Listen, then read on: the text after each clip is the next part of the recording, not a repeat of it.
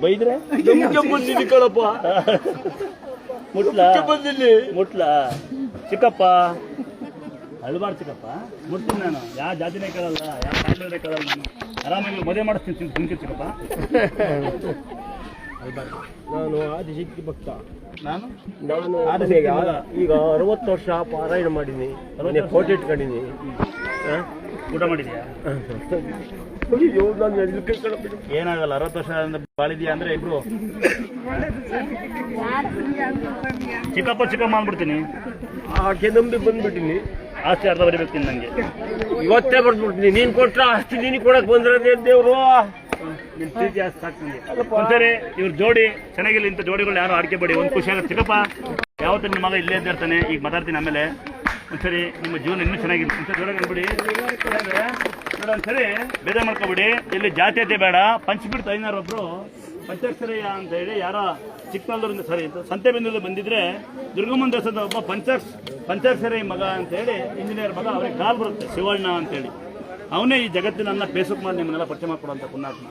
ಕರ್ನೂಲಿಂದ ಆಂಧ್ರ ಕರ್ನೂಲಿಂದ ಬರ್ತಾನೊಬ್ಬ ಕಣ್ಣು ಸರಿ ಬರುತ್ತೆ ಅಂತೇಳಿ ನಮ್ಮ ಫೋಟೋ ಹಾಕ್ತಾನೆ. ಚಿಕ್ಕನಾಗನೇ ಬಂದು ಮಾತು ಬರುತ್ತೆ ಅಂತ ಒಬ್ರು ಹುಡುಗಿ ಇವರಪ್ಪ ಹುಷಾರಾತ ಅಂತ ಕಾರ್ಪೆಂಟರ್ ನಮ್ಮ ದೇವಸ್ಥಾನದಲ್ಲಿ ಭಕ್ತರು ಭಗವಂತನ ಜಾತ್ಯತೆ ಇಲ್ಲ. ಇನ್ನು ನಾನು ಗೌಡ ಸಮುದಾಯ, ಇಲ್ಲಿ ಜಾತಿ ಬೇಡ ಅಂತ ನನ್ನ ಪ್ರಕಾರ. ನೋಡಿ, ಜಾತಿ ಮೀರಿದ ಪ್ರೀತಿ ಇದನ್ನು ತೋರ್ಸೋಗಿ. ಆಮೇಲೆ ಹೆಂಗ್ ಗೊತ್ತಲ್ಲ, ನಮ್ಮ ದೇವರು ನಿಮ್ಮ ದೇವರು ಅಂದ್ಬಿಡಿ, ಎಲ್ಲ ದೇವರು ಒಂದೇ. ಯಾಕಂದ್ರೆ ಕುಡಿಯೋ ನೀರಿಗೆ ತಿನ್ನೋನಕ್ಕೆ ಬೇದಿಲ್ಲ. ಯಾಕೆ ದೇವ್ರು ಮಾಡ್ಕೊಳ್ಳೋಣ ಅಲ್ಲ, ಕಳೆದಿರೋದೇ ಬಿಡದಿರೋದೇ. ಅದೇ ಜಾತ್ಯತೆ ಬೇಡ, ಪ್ರೀತಿ ಮಾಡೋಣ ಆಗುತ್ತಾ.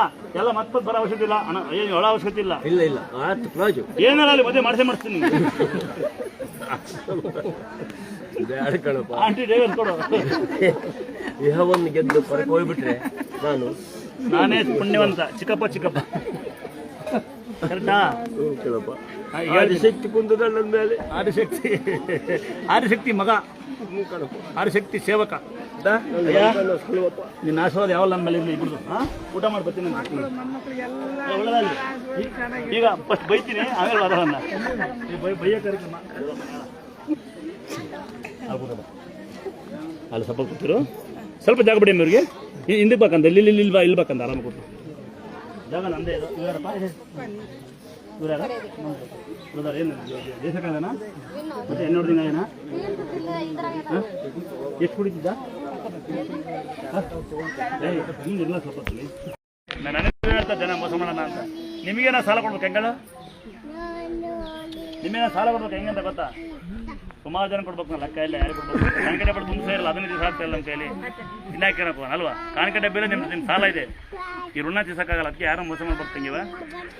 ನಿಮ್ಮ ಮಗಳು ಆದಷ್ಟು ಬೇಗ ನಿಮ್ಮ ಮನೆಗೆ ಬರ್ಲಿಕ್ಕೆ ಕೈ ಮುಗಿ ಬಂದ್ಮೇಲೆ ಇಬ್ಬರು ಒಂದು ಮಗಳು ಕರ್ಕೊಂಡು ಅಂತರ ಹಾಕಿ ಮಗಳು ಒಳ್ಳೆ ಬುದ್ಧಿ ಬರ್ತಾರೆ. ಅಲ್ಪ ಜಂದಿರಿ ಬೇಡ, ಹೋಗಿ ಜಂದಿರಿ ಬೇಡ ಹೋಗ್ತಾರೆ.